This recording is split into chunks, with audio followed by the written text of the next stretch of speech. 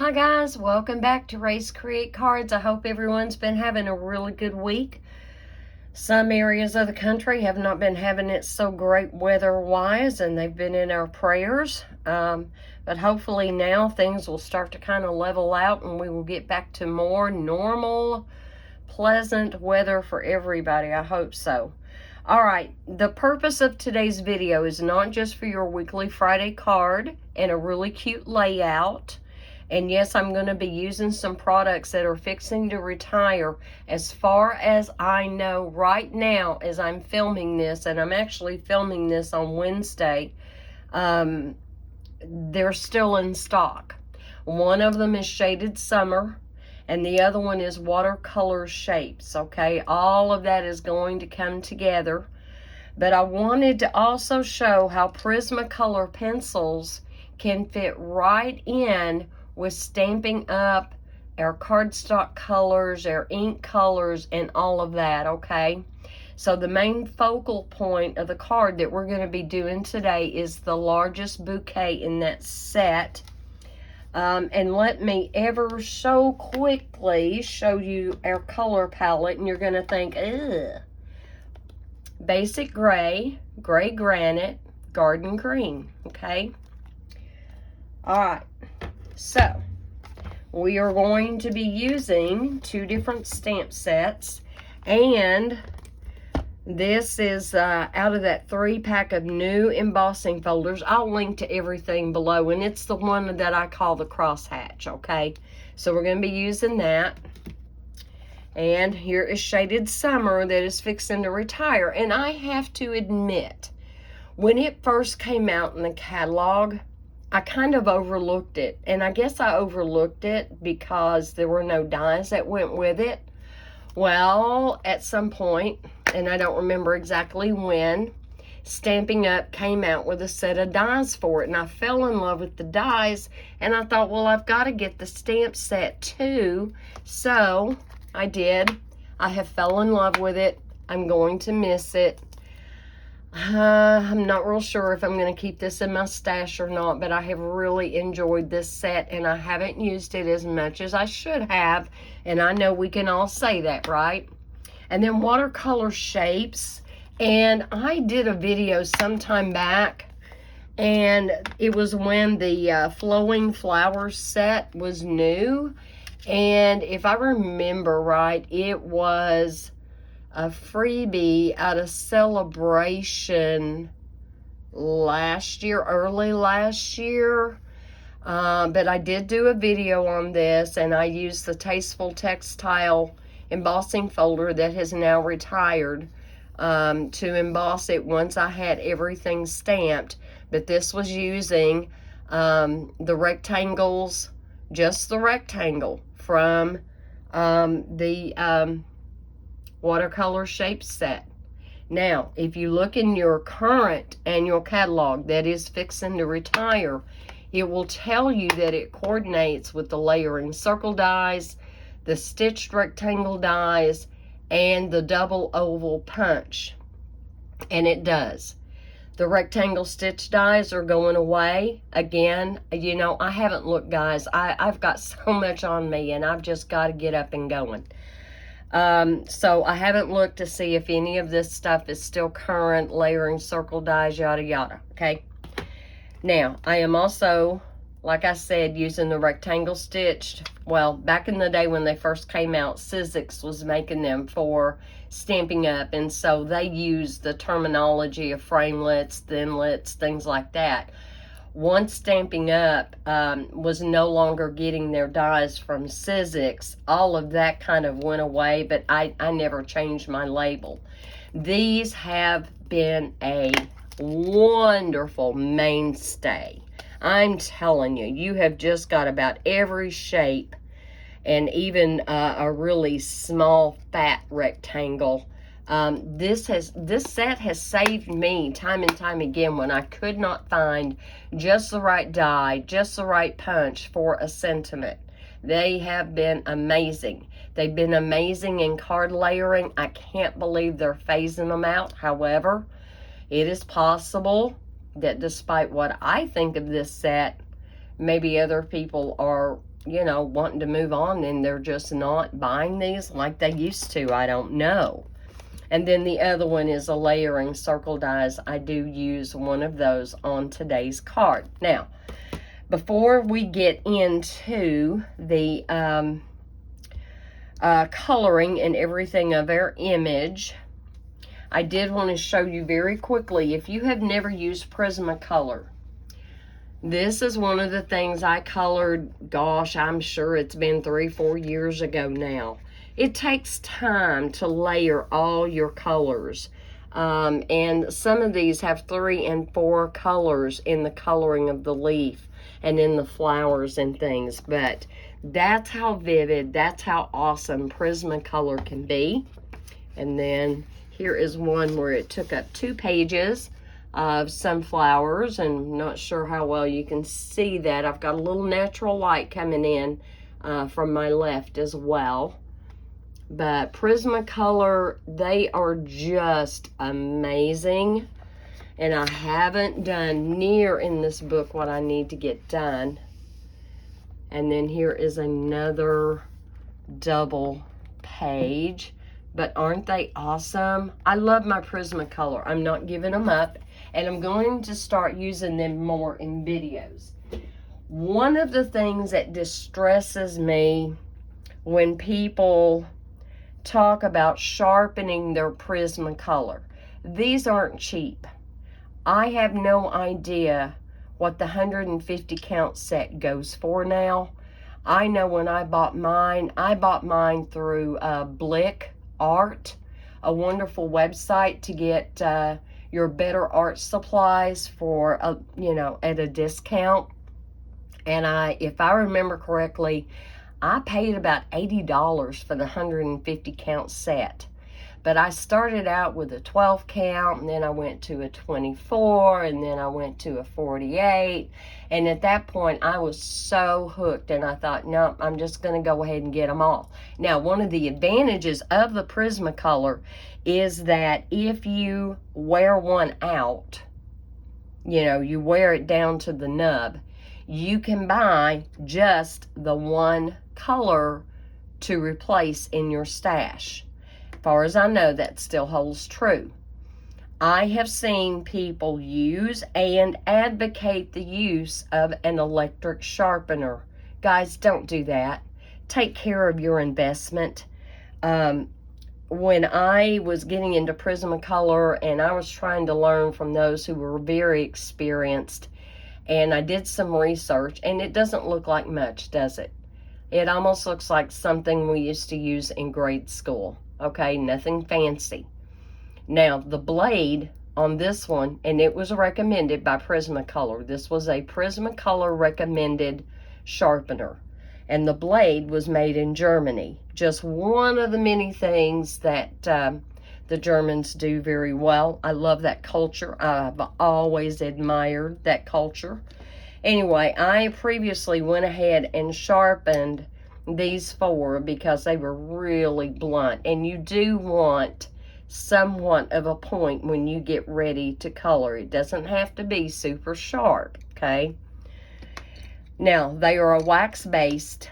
They have very soft cores. One of the things you don't want to do is drop them because you could actually damage it internally. Do take care of them. Do put them away as soon as you're done back in the case they came in. Or if you want to buy, there are other soft cover cases and things out there. I tried that for a while. I honestly didn't like having to slide it through those little elastic holders and then try to get it back out. So I went back to my original box. Now, there's 2 here that I have not sharpened. And I've just got a little dish here where I can, but I want to show you how to sharpen a Prismacolor. Tell you what, let me move this, and we'll move this more to the middle. And you don't like jam it in there. You just lay it in there firmly, but you're not applying a lot of pressure, and you're going to go slow, okay? And I'm doing this on camera so that you can see just how little it takes to to sharpen. Now that is a pretty good point. However, depending on what you're coloring, you might want it just a little sharper. And so we're going to go around, it's about halfway. Okay, maybe 1.5. Now that is plenty of point on your Prismacolor pencils. Okay, we're going to do this one. Kind of dump this out. But do you see how little I have in there?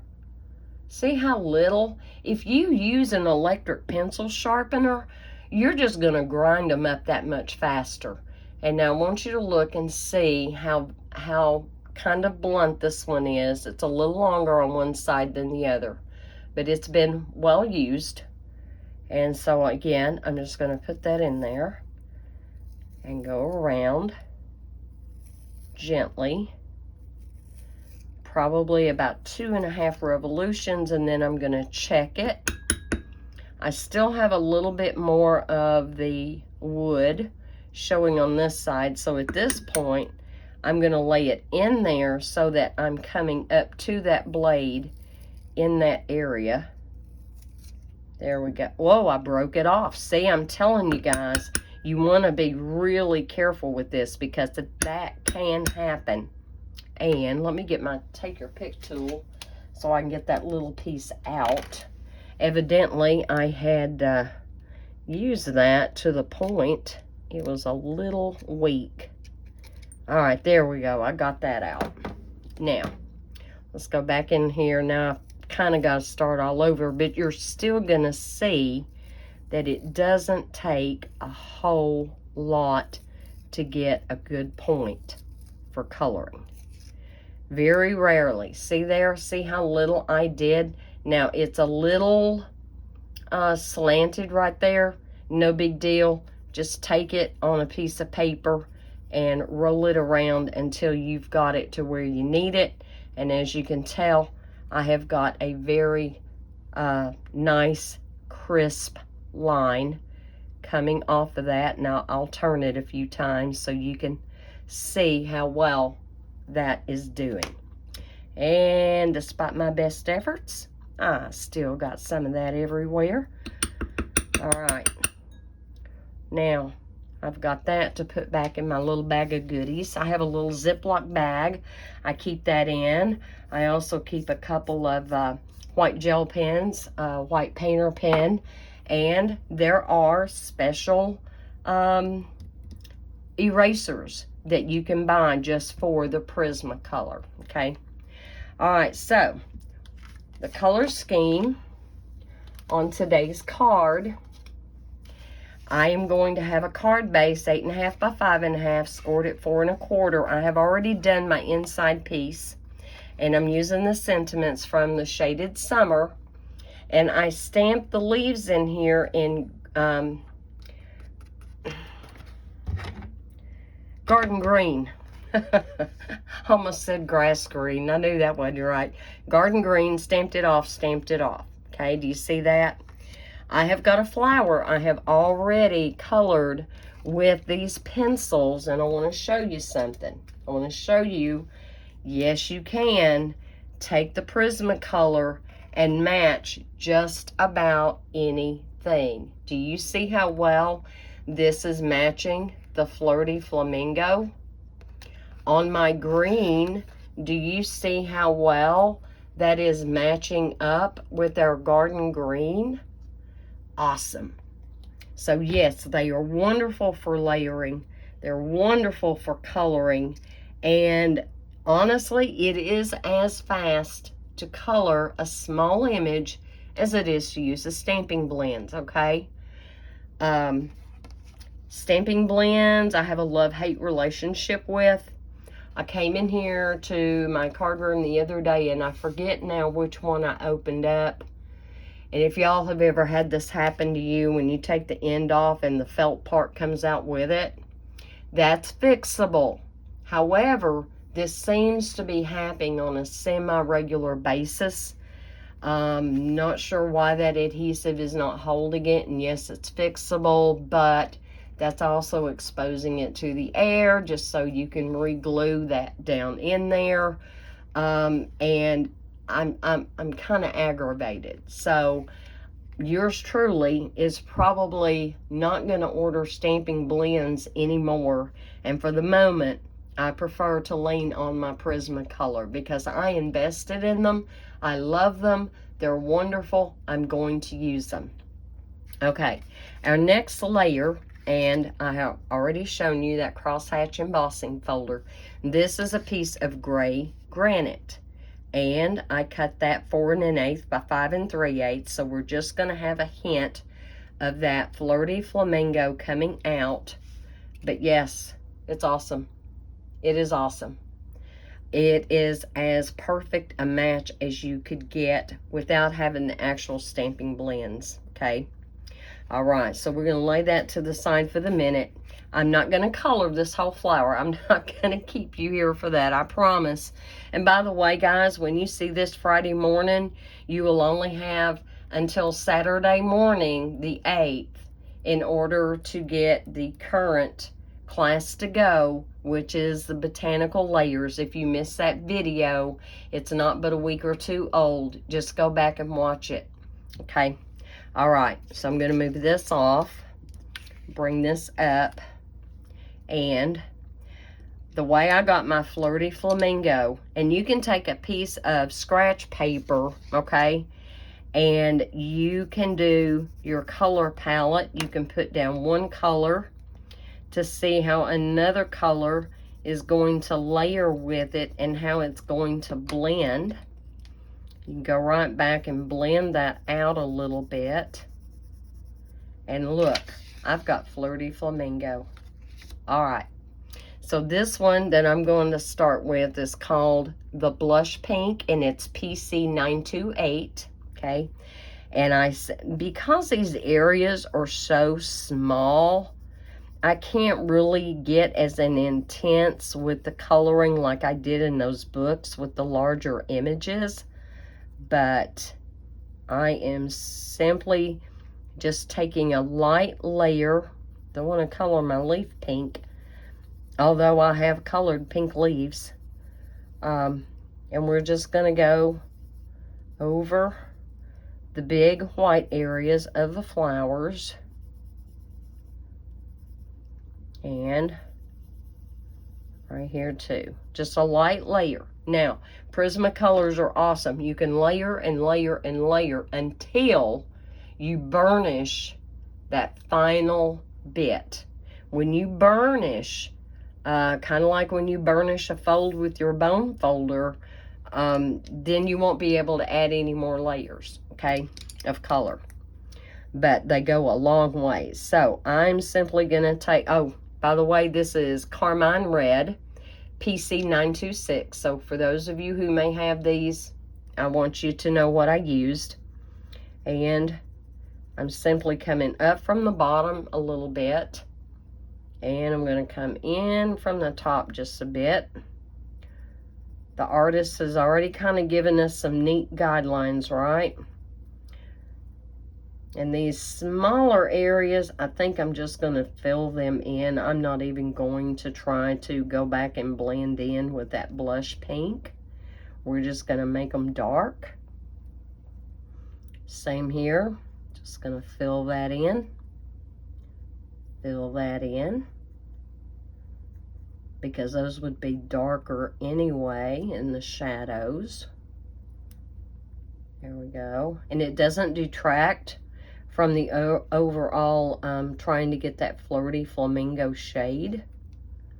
So the more you play with color, the much better you will get with blending. And do they have to perfectly match our cardstock? I don't think so. I don't think it does have to. But because of all the richness of color that Prismacolor makes and gives us, yeah, I haven't found a shade of cardstock yet that is not replicatable with the Prismacolor. All right, I'm going to go back to my, oh, I forgot my little bud. Don't forget the little bud. And I'm just going to blend that out. And blend this out. You wouldn't think a red shade would blend out so well, but it does. And I'm just pulling that. Now, some people like to use Gamsol, lavender oil, and things like that to get the almost like a watercolor effect, maybe a more faster blended effect. If you want to get into that, I'm sure there are plenty of videos out there on YouTube that will show you how to use that. I've even seen people that recommend taking a Q-tip and putting baby oil on there to kind of help drag that color. I've never found that to be necessary, but to each his own. That might be something that that you would like to do. I've just never found it a needful thing, I guess. Okay, on my greens, I'm going to be using 2 greens. I am going to start out with the olive green, and that's PC 911. I'll hold it there for you. And then I'm going to also be using the dark green. If I can get this to focus, there we go. PC 908. Okay, so I'm starting with my olive green, and I'm just putting down a light layer. And I don't even care at this point if I cover up all of the white background. Now, different cardstocks and different coloring books have different kinds of paper. Now, how much tooth your paper has as to how much color you are going to end up putting down to cover up the white, okay? If you are going to be layering colors, don't worry about the tooth still showing through until you get ready to totally finish that image. So now here I've got the dark green, and I'm going to turn this like this for a reason. I am simply wanting to put some dark green right in the middle area of all my leaves.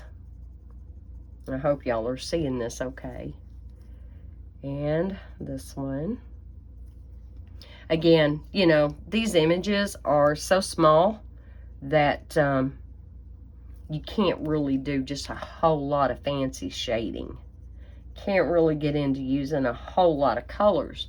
For card making, this is fine. This is really fine. Those little tiny white areas, I'm just going to go ahead and fill those in with the dark green. Okay, I'm going to come back with my olive, and we're going to push that color out. I'm going to blend it a little bit. And yes, this is perfectly fine to leave little highlight areas. It absolutely is. It adds a little bit more interest and texture to your overall design. So I'm starting where it's the dark green, and I'm working it out. There we go. And again, I'm starting in the middle, bringing that color out.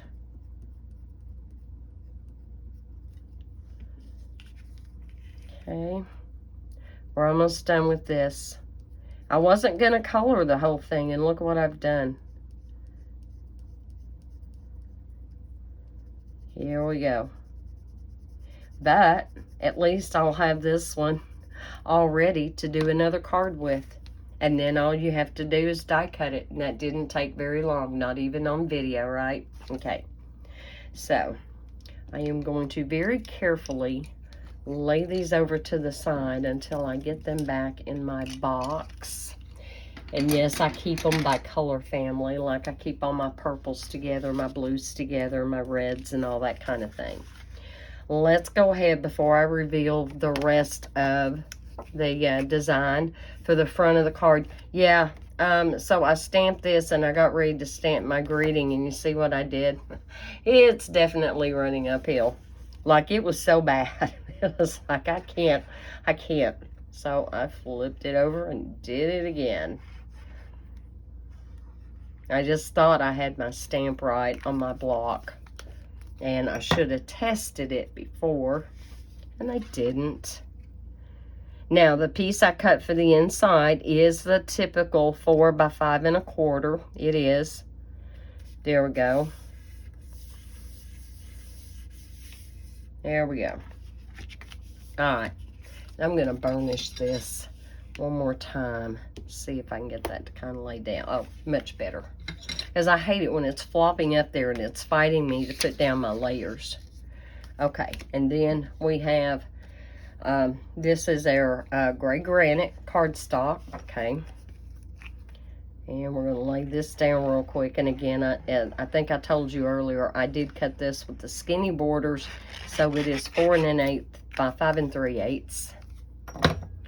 We're going to lay that down.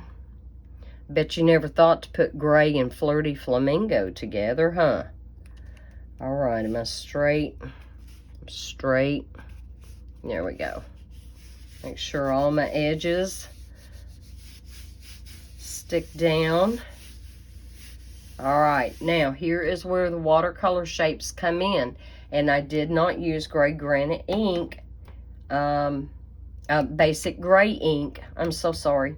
I didn't use the gray granite ink. I used gray granite ink. However, I stamped it off. And so I did a rectangle and a circle with the gray granite stamped off one time. And so I went to my cardstock with what we call second generation, okay? And I got plenty of texture and highlights from both of the stamps. Now, at this point, I kind of have an idea of how I want to do this. I did not pre-make a card, to be very honest. I didn't have time, guys. Yeah, I'm kind of getting snowballed right now, yet again, but that's okay. We'll persevere. And I do know I want my outer sentiment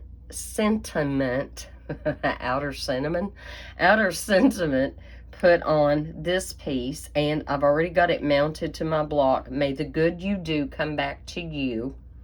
And I want to stamp it full strength in the basic gray, but at this point I kind of need to see how much room I need. I'm getting a little crowded.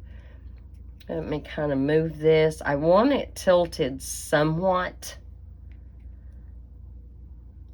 So let's go ahead and get my sentiment stamped on here. I think I'm straight. I don't know why I've quit using my grid paper. Our grid paper is awesome. It is so extremely helpful. Very helpful.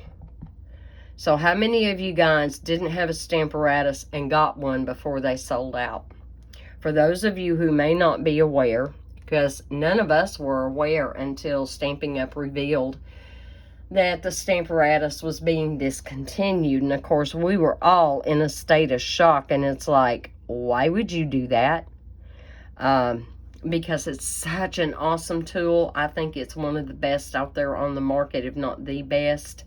And then we found out about all the legal shenanigans that My Sweet Petunia has been wreaking havoc with people on the market. Now, I am a firm believer in the biblical principle, a laborer is worthy of his wages. I am a firm believer that if you are the first kid on the block to come up with a new invention, that you should be protected. But here's the thing, and here's where I feel like My Sweet Petunia, who makes the Misty platform, by the way, and I'll freely admit I was thinking of ordering a Misty just to see how it compared to the Stamparatus and see which one I liked the best. I had thought about it off and on. So they also went after Tim Holtz. Tim Holtz has had to remove his stamping platform also from the market. Both of them, his mini one and his regular one. And they went after Stampin' Up! And after a legal battle, we lost. Now, This is my opinion. You are free to disagree. It's okay. Like I said, I firmly believe in people being protected for their hard work and to be rewarded for it. However, stop and think of it like this. The Misty, Tim Holtz's platform, the Stamparatus, none of them infringed on anybody else's copyright. They just didn't. They're not made the same. They don't look the same. They don't work exactly the same. The Stampin' Up! Was very unique in that it was a square and everybody else's is a rectangle, okay? So that's one obvious difference.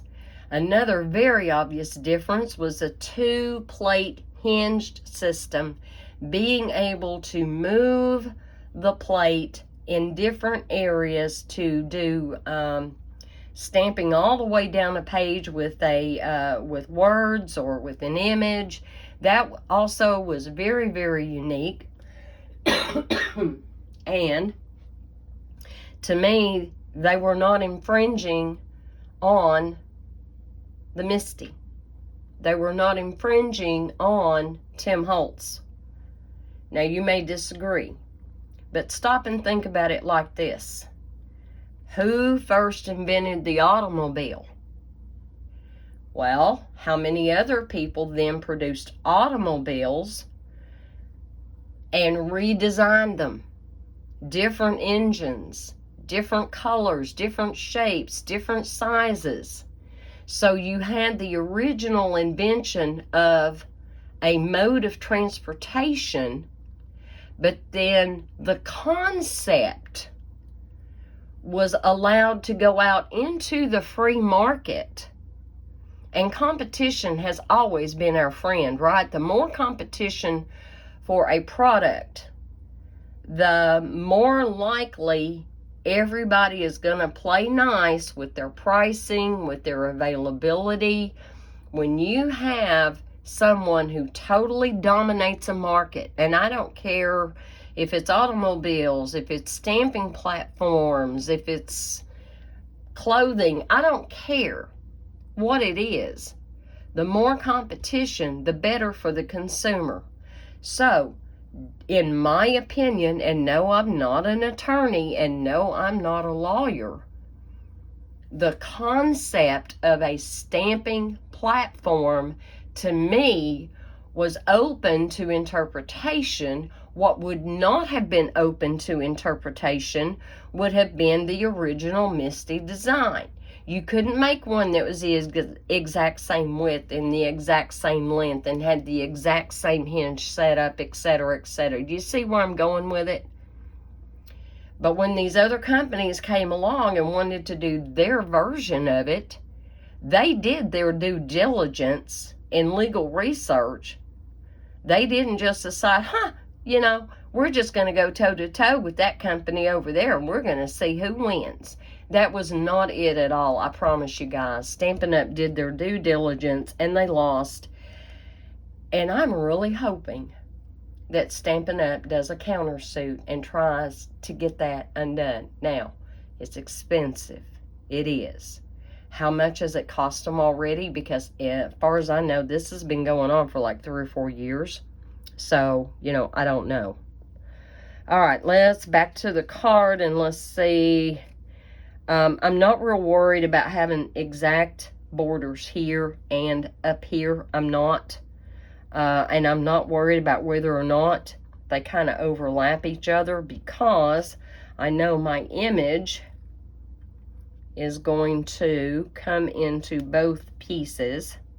So, do we want to pop the flower up on dimensionals, or do we want to go flat? And I'm reaching up overhead for a piece of my press and seal, because I'm kind of liking what I have there.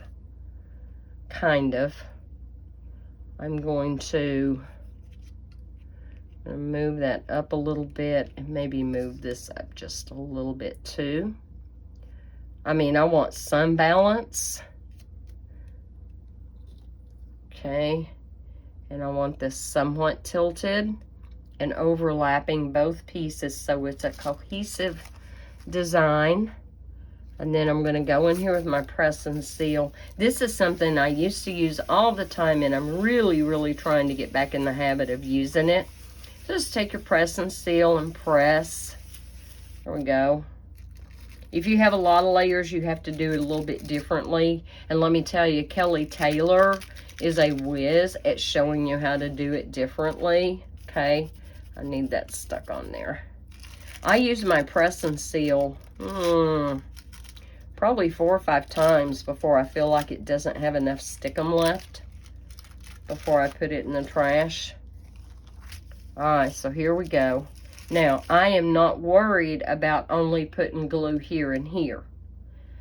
I'm going to go ahead and glue everything because the flower bouquet is large enough. It will adhere to the cardstock just fine without it being an issue. And so, without moving it, if I can get some to come out. This is a bottle I have been using on for a good year. And I did take some out the other day. Yeah, we're just not going to keep bothering with that. I did take some out the other day, and I put it in here. But this is Tombow. I think.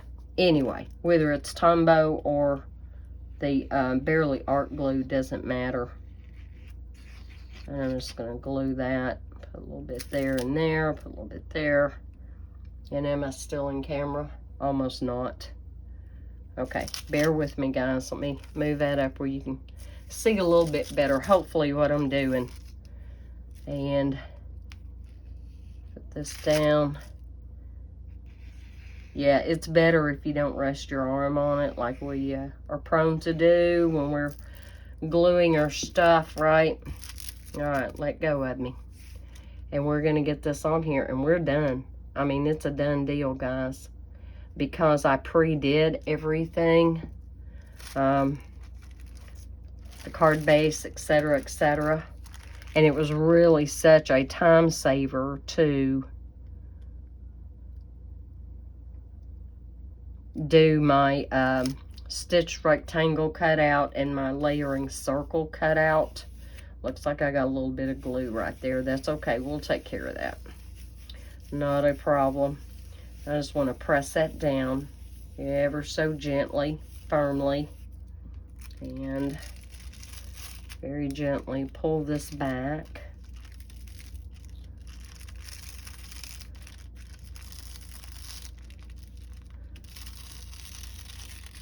There we go. And, ha-ha, ho-ho. Yep, I'm gonna put more glue on this. I lied. I thought what I had on there would be enough, and wasn't taking into account this embossed background. And anytime you've got a background that is embossed, it does take more glue. So, my bad. Forget what I said earlier. Okay. Guys, I'm so excited. I am seeing my marigold seeds come up. I am seeing my aster seeds come up. I've got something else out there going. I've got a black-eyed Susan vine. I've got one showing so far.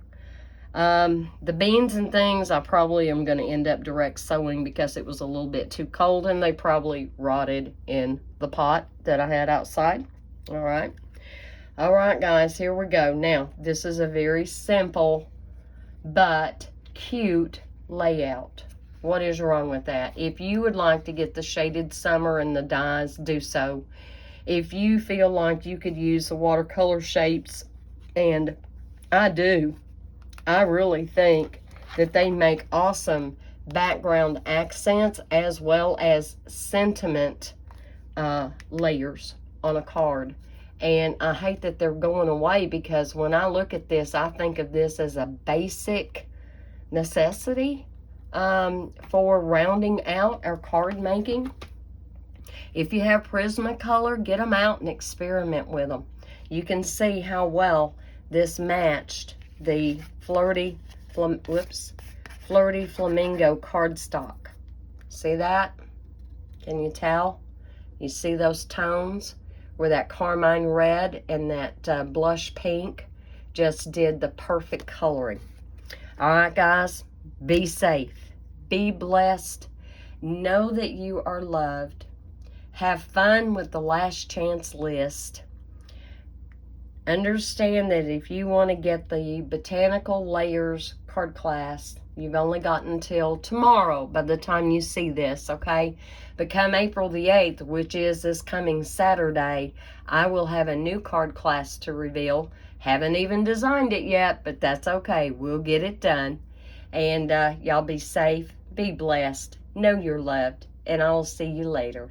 Bye.